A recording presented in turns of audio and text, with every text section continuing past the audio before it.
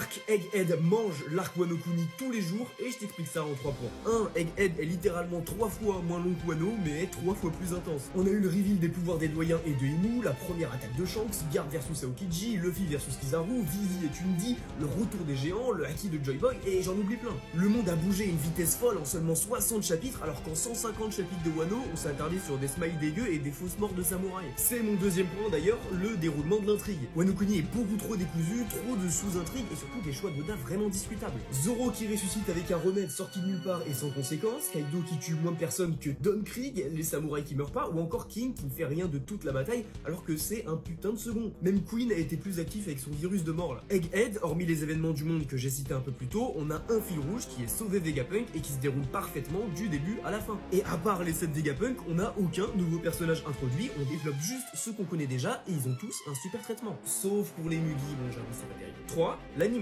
Il a jamais été aussi beau que depuis Egghead. Wano Kuni était déjà ouf, mais il pouvait y avoir encore quelques problèmes de rythme et j'étais pas trop fan du filtre peinture des dessins. Là, Egghead c'est sobre, on a moins d'aura pour ceux qui se plaignaient, les openings sont d'une beauté et surtout on a le retour des endings. Non, pour moi y a pas débat. Dis-moi en com lequel tu préfères.